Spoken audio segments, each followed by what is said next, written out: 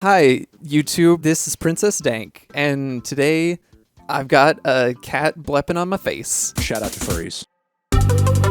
I have assembled a list of some of my favorite album covers to talk to y'all about. Not only can I not end videos, I can't begin them either. Let's jump right into it. First up, we have Music Has the Right to Children by Boards of Canada. Boards of Canada, nostalgic sounding, mostly instrumental. Pair of brothers from Scotland who have been producing music since, I believe, the 80s, but publicly releasing it since the 90s. All of their albums, I don't think I could pick a favorite, but it's probably Tomorrow's Harvest. I particularly like this album cover. It's a family photo that's been modified to blur out the faces of all of the people involved. A lot of Boards of Canada's music sounds very nostalgic. It's kind of like that creepy, comfy, and this album feels a lot like not just nostalgic, but the sadness that comes with nostalgia. And I feel like this picture really encapsulates that. Next up, we have F Sharp, A Sharp, Infinity by Godspeed You Black Emperor. Technically,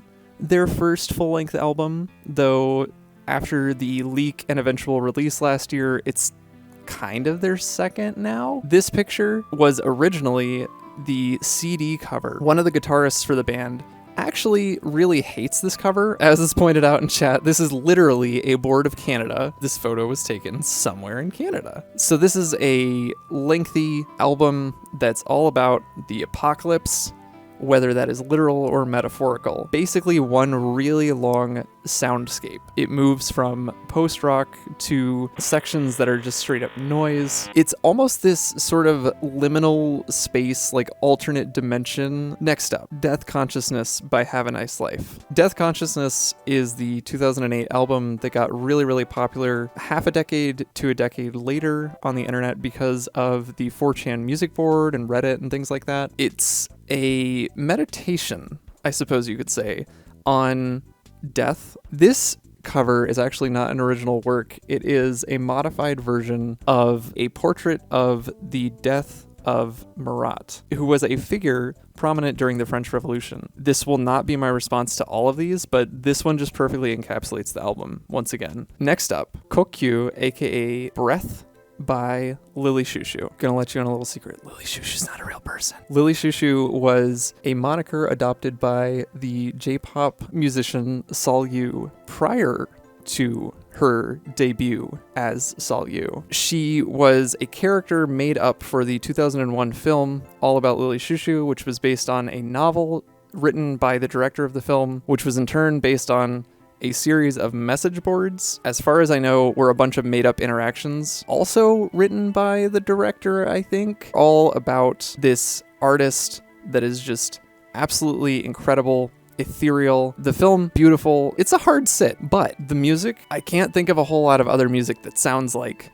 the stuff on this soundtrack. This is, as far as I know, a photo of Sol Yu. It might even be the same field in which the opening of the movie was filmed. I think I've only watched the movie one time, and this album has stuck with me for years since then. The shortest entry, Pulse Demon by Merzbow. I don't think I can say too much about the contents of this album other than I like the part where it goes as is being said by Ace in chat. Haha, my eyes again. That is exactly why I picked this one. It's kind of like an entrancing album cover because it makes your eyes do the thing where they're just like so it's really pretty, but it's also kind of aggressive in the same way that the album itself is pretty aggressive toward the listener. Next up, Maya by MIA. Everything that MIA had released up to this point was pretty straightforward. This was released in 2010, but some of the stuff that she was doing on here, almost like proto noise pop at this point in time, it's really abrasive. This album deals a lot with themes of government surveillance, particularly on the internet. This album cover is just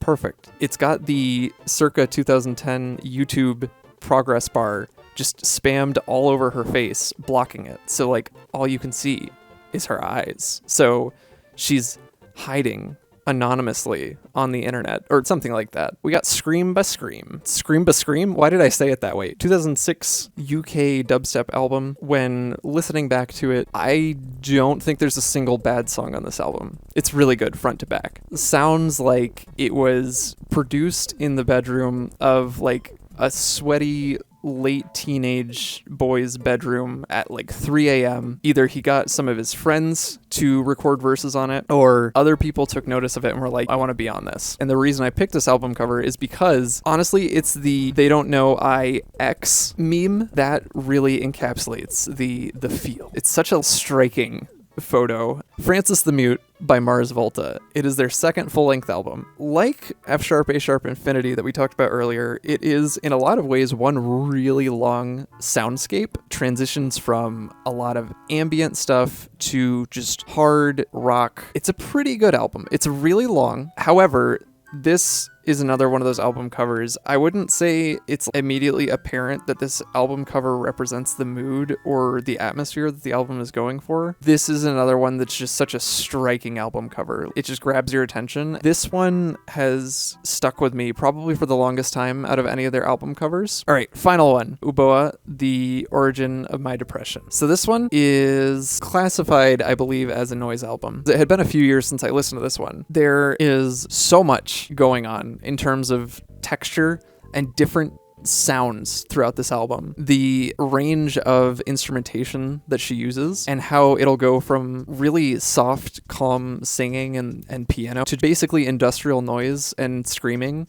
It's really good. I had forgotten how good this album is. This is another one, honestly, that just kind of flows from beginning to end. It's a very personal experience, as the title would probably indicate. I couldn't find a artist credit on this, but as far as I know, this is probably a picture that was taken in the hospital by Uboa. This kind of sums up what the album feels like. Pain and depression. Aesthetically, I really like the composition of this photo. It fits super duper well with the theme of the album. That is going to do it for my favorite album covers, or at least the ones that I could think of. Drop them in chat if you're watching right now, and if you're on YouTube when this goes up, drop below some of your favorites and why do you like them, and are any of the ones that I listed here overlap at all? For anybody watching on YouTube, don't forget this was streamed on Twitch, so if you want to see videos early and you want to see me stutter a lot and take 3 times as long to record the video than it actually ends up being on YouTube, go follow me on Twitch, Princess Dank Official. I've been recording for more than a month and I still don't know how to end videos.